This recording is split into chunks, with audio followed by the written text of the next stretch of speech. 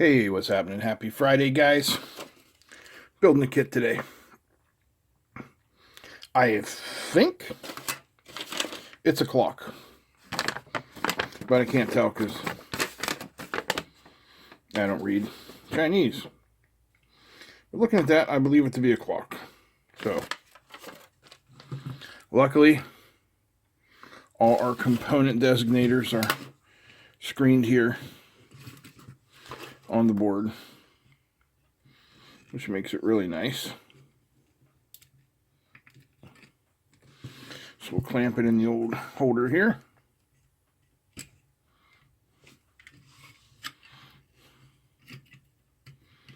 Looks good.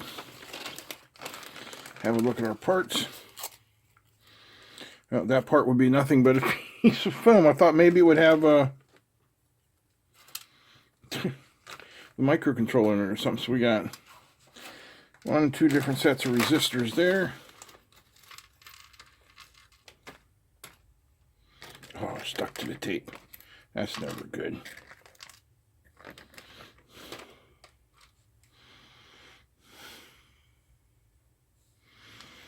We got some transistors, possibly a voltage regulator,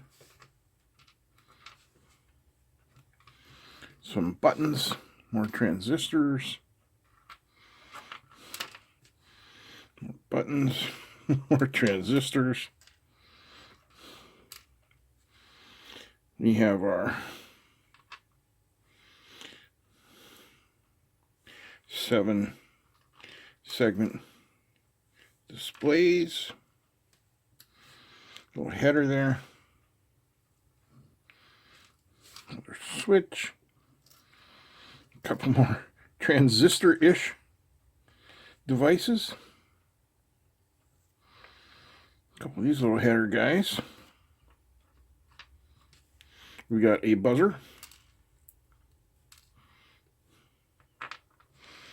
some red LEDs,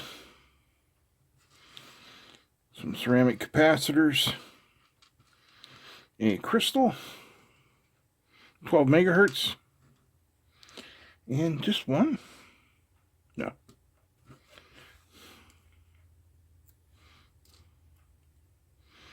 It's like 2 electrolytic capacitors. So, let's have a look here.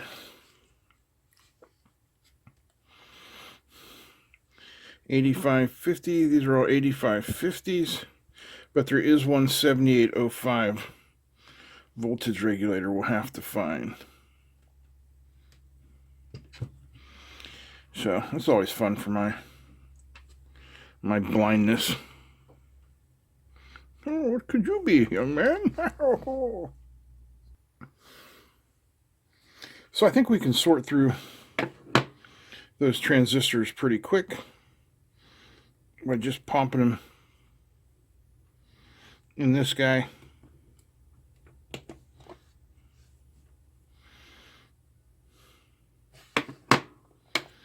So that's definitely a transistor.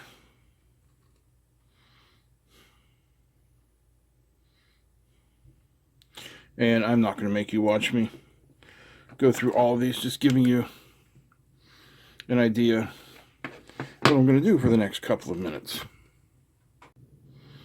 All right, down to the last transistor here. I've already found the voltage regulator. I'll show it to you in a second. So there's the transistor and the voltage regulator. Shows up as 2 diodes. So we know which one it is. Now we've got 3 lone resistors.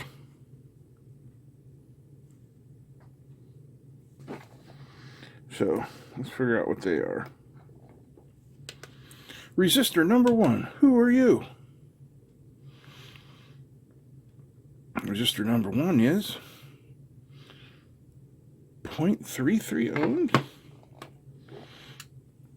Is there a 0.33 ohm?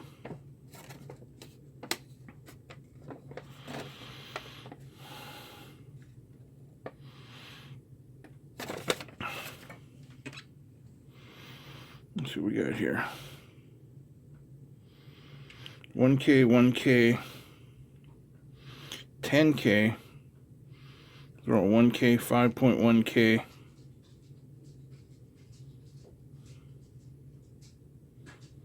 What am I missing here?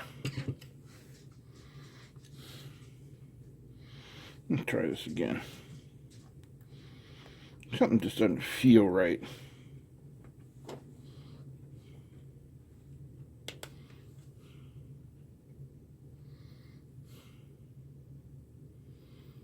No, look at that. Look at one stripe on it. Let me put that over there because that's really odd. It's like a jumper, almost. I'm not seeing where it might go, which is what is confusing about it to me. Okay, here's the next one.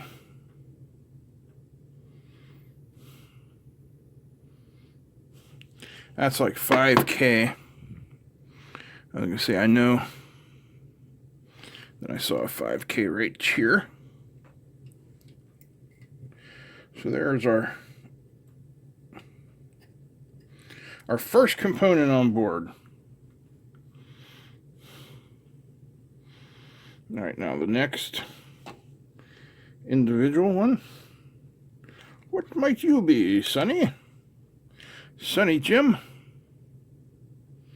That will be like a 10K. And the 10K goes over here. Here. Like so. So now we got to look at these guys. 220. Oh, look at that. 0. Right there. That's where that guy goes. Boom. Like I said, like a jumper. Okay. These are just like freaking unreadable on this blue to my eyes.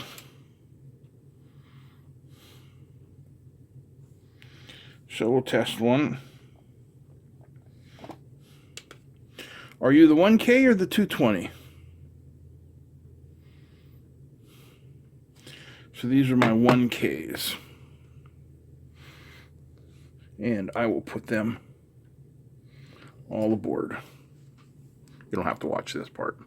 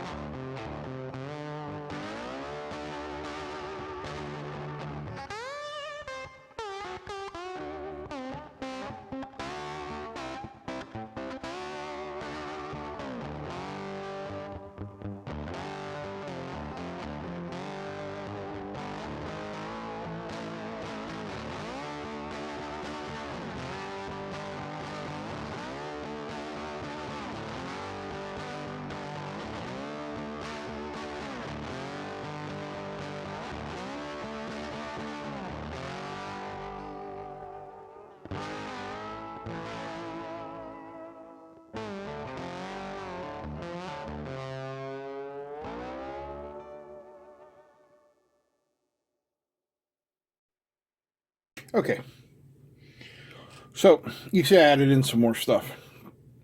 I put in the crystal, the rest of the resistors, and these transistors, which if you count them, there are 7 of them, which corresponds to 7 segments here.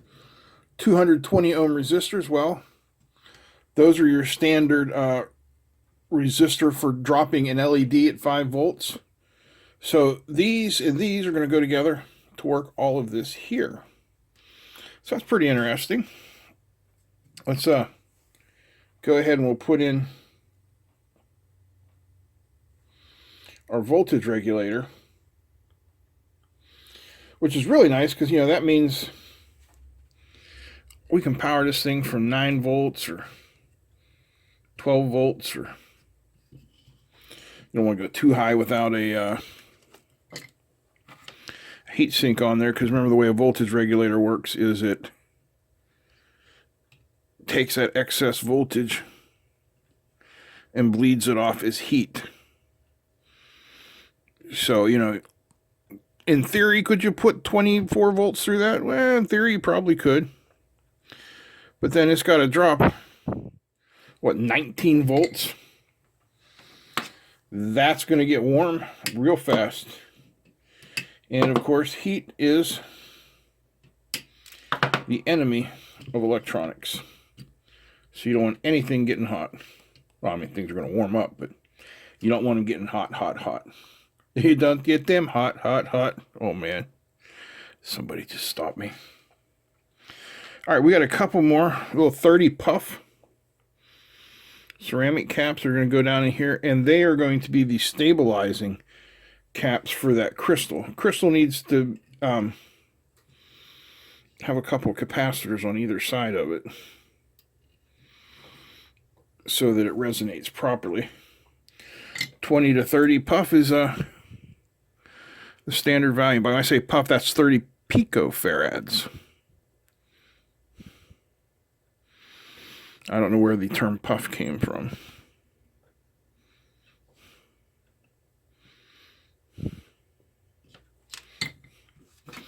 We'll get these cut off of here and move on with the show. So what part should we put in next? Why don't we just keep going with capacitors? We got a couple electrolytic capacitors here. These are 10 microfarad at 25 volt. These are going to be part of our power supply circuit.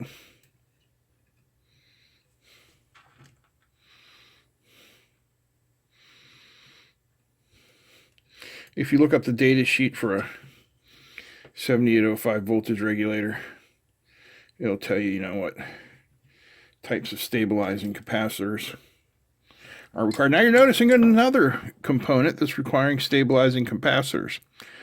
You can call them decoupling capacitors, stabilizing capacitors, but whatever you call them, you're going to find them quite a bit.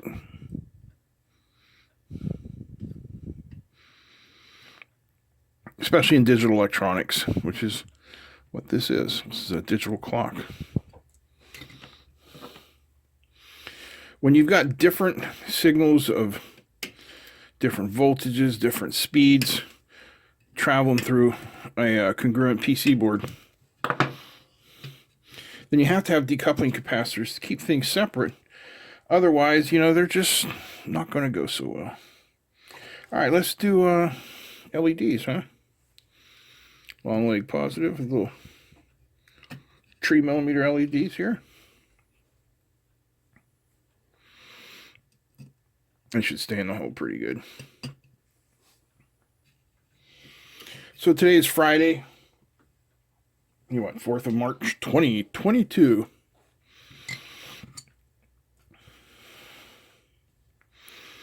Still cold here, but you can tell spring is on the way. Thank goodness. Had enough cold.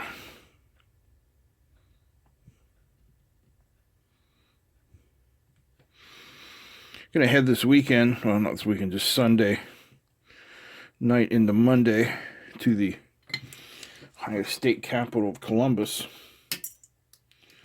with my son and my buddy. And we are going to go see some music. The Devon Allman Project. Devon Allman was the son of Greg Allman of the Allman Brothers. And he plays in the band with Dwayne Betts.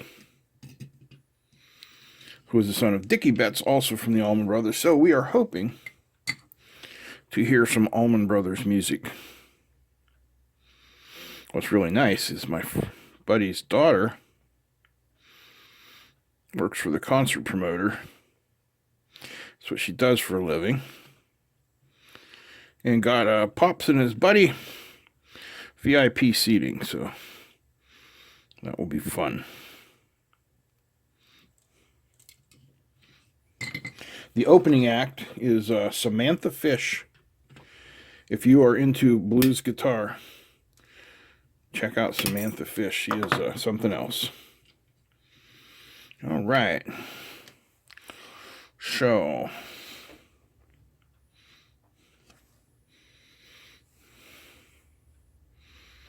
guess that's yeah, that one goes there. Oh, here's our big one. I knew there had to be one. Let's solder that guy in there.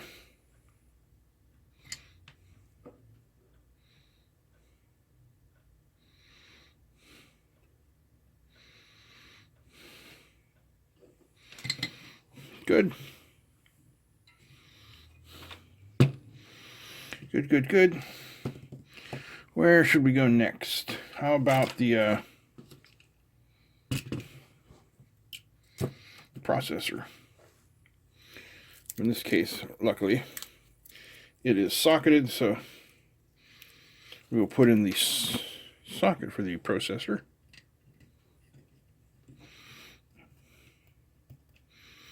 So it all fits in there real nice.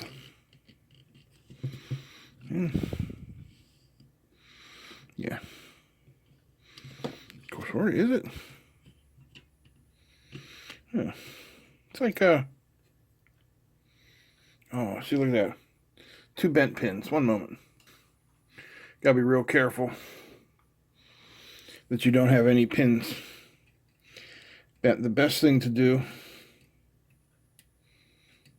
is to just kind of move these around little by little until you can figure out what is out of place.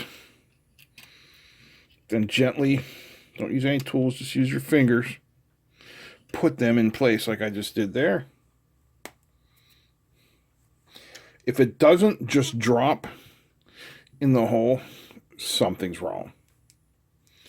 So if you have to put any force to get these sockets in a hole, something's gone wrong. And you should check your pins to make sure they're all still straight and, making contact and all that good stuff. What I like to do when I'm soldering stuff like this is to actually take the tip of the soldering iron and press against the pin. I mean, you should be touching the pin and the pad at the same time, but like actually, I got a little solder bridge there. Actually press the pin. So I'm kind of flexing the pin a little bit. You don't want to move it, like physically move it, because when it's going to spring back when you let go, and that is not going to make for a great joint. But just put pressure on it so that you can feel it's there. And if you don't feel a pin, don't solder it. Check, what is missing. Yeah, you can see I'm jumping across. And you can also see these are really not wanting to take solder too well. That happens a lot. And if you find one where it's not wanting to take solder too well, then you just add a little bit of flux. And you should be good to go. Yeah. Just like that, make sure there's no solder bridges. And everything should be good. Okay, these pins can be somewhat difficult to get in. It's pin switches. Sorry, I'm distracted. So you just kind of have to work them slowly until they clip in. Okay. That leaves only one thing left to do, and that's put in the displays.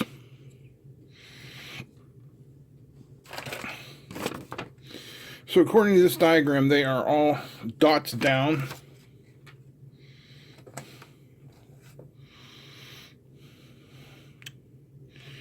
Unfortunately, they're showing, look at that. They're showing the dots beginning on the left side with dots down. If I do that, dots are on the right side.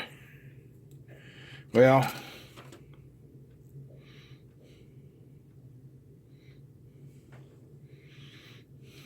I don't know. I don't know what to do. Do I put them in this way?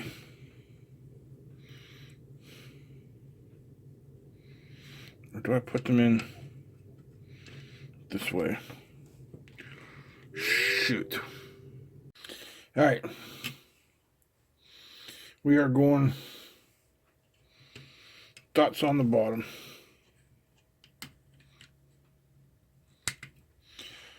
Hopefully it works. It should. We're just going to assume that they have their silk screen off a little bit.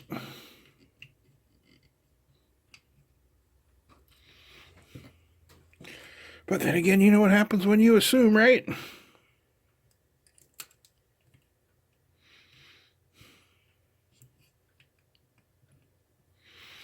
Just solder on one leg of each.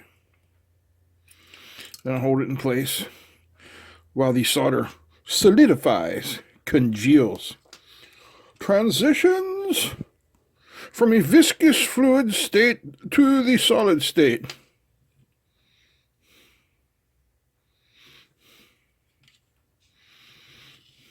Yeah. Now solder them in. And we should be just about ready to see if we got ourselves a 6-bit digital clock.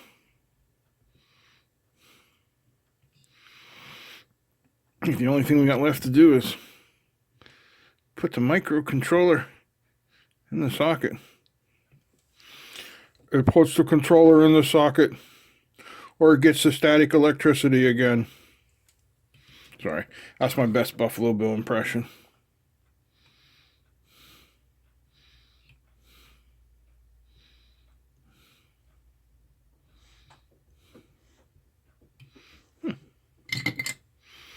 This one not seemingly wanting to accept my solder. For those of you of the tea and crumpet persuasion.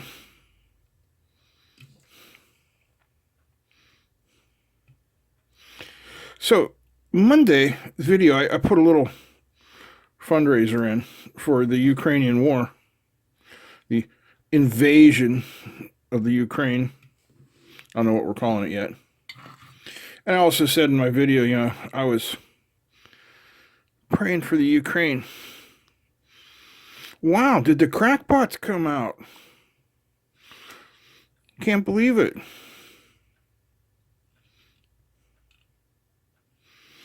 Man, if you can't just accept a little bit of human kindness and sympathy, wow, that's all I can say. And we are two solder joints away from finishing this, I believe. Look the way that one looks. So we're going to hit it again. Yeah. So now I should be able to get away with just a little bit of trimming. Yeah, you should cut these one pin at a time. Do what I say, don't do what I do. I'm sure you've heard that before.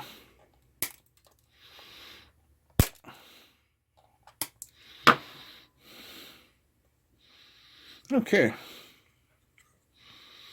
So I think we've got everything relatively in place. Now we can have a look at our microcontroller, which is an AT99, it looks like. Can't quite tell. This thing say what it is? AT89C2051. All right, so I'm looking at the data sheet here. The AT89C2051 is an 8-bit microcontroller with 2K bytes of flash, low voltage, high performance CMOS 8-bit microcomputer. It has 2.7 to 6 volt operating range, so we don't want to, well, 0 to 24 megahertz, 2-level program memory, 128 by 8 internal RAM, 15 program. Yeah, it's a microcontroller. So let's get our pins in here. Get them straightened. And hopefully everybody pops into place. Then we need some power. Okay, I've got the power supply set for 7 volts. There's ground. There's power. We're not touching. Everything is beautiful. And what are we going to get?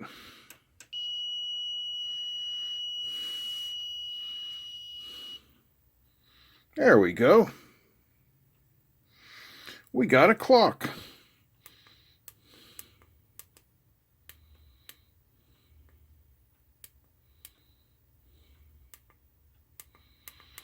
So that's set in the minutes.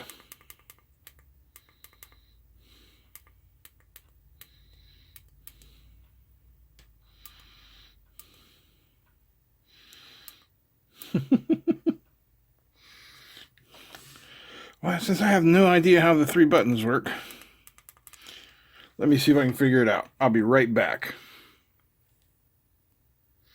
Okay, I managed to find some instructions for it. So it says if I press S3 3 times quickly, this should be our timer. Yeah, see I'm adding hours, 10, 11, 12.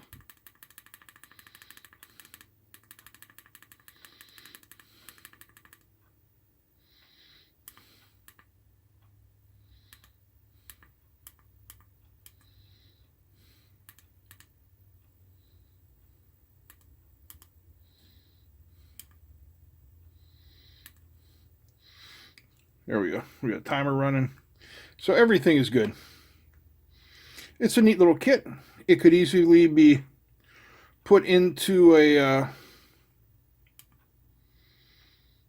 little enclosure. No problem at all. I hope you guys enjoyed this video. If you did, give me a thumbs up. Feel free to comment, share, and don't forget to subscribe. Big thanks to all the patrons. Big thanks to James C. who sent this in. That's it. I'm out. Peace.